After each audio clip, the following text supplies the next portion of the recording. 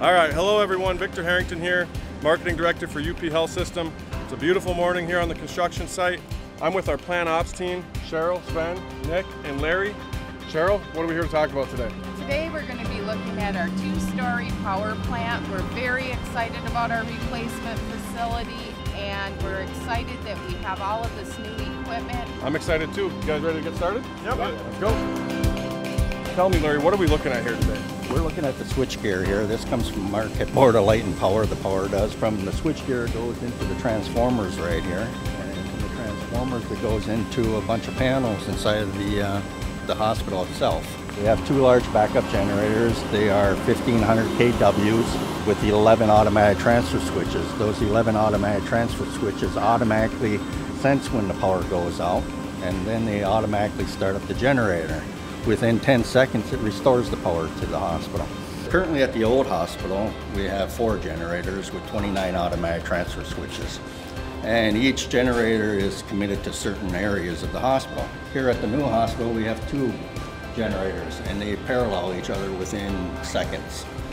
Nick, how long have you been working at the hospital? I've been working at the hospital for 8 years. Went to Northern, got a associate's degree in applied sciences with a major in HVAC. Okay, and what's And HVAC? refrigeration.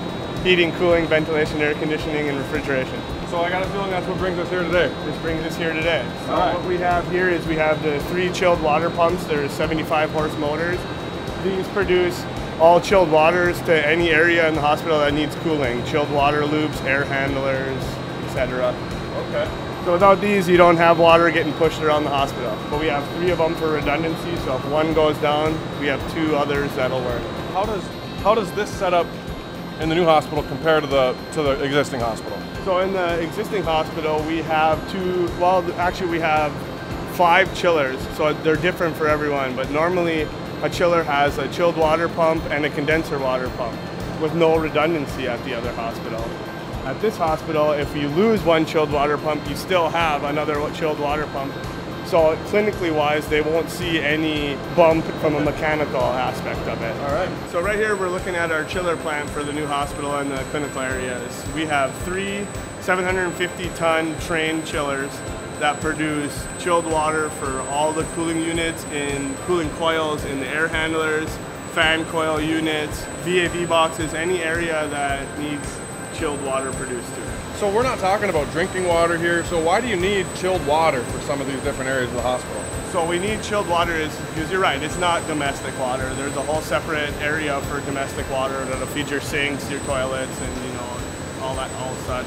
But these trained chillers produce all your chilled water for your air handlers. So your air handlers feed air to a certain room.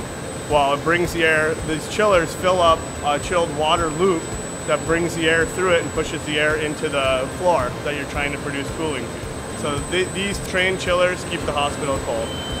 All right, so Nick, here we have our cooling towers. Why don't you tell us a little bit about these? So right here we have our new state-of-the-art cooling towers. We have 3 fans on top. They're all direct drive. What the cooling tower does is it cools the water down to a certain temperature before it brings it back into the chiller, because it needs to be under 85 degrees Fahrenheit for the chillers to run correctly and as they should.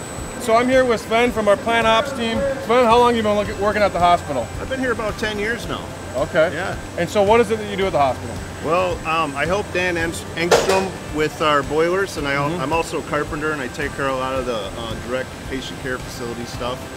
You know, ceiling tiles or whatever needs to get done, drywall repair. Sure. Yeah. Okay, so you mentioned boilers, and that's what we're here to talk about today, right? Yep. So why don't you give us an overview on the setup that we have for the boilers to get the new hospital? Oh, we are so excited about it. I mean, there's so many opportunities here to save costs. In the old facility, we had about 13 boilers. Because the old facility is a bunch of buildings that are patched together, we added boilers to match the load. Where here we can focus everything on one system. They're actually Hearst brand boilers. They're made in Georgia. The burners are made in Italy, and they're 700 horsepower each. There's 3 boilers, and they work in symbiosis as one unit. So in the summer months, there's 1 boiler running for sterilization, and then in the winter months we got 2 for heat and whatnot, and then the third one is just a redundancy. So you've been at the hospital a long time. Yep. Being a part of this transition, seeing all this exciting new equipment, it's got to be fun time for you. Oh, I can't, you know, it's really, this is going to be a fabulous place. When the decision was made to do this, it made complete sense from a facilities management standpoint. I mean, it just, we'll be saving money like from the day we move in. It's pretty exciting.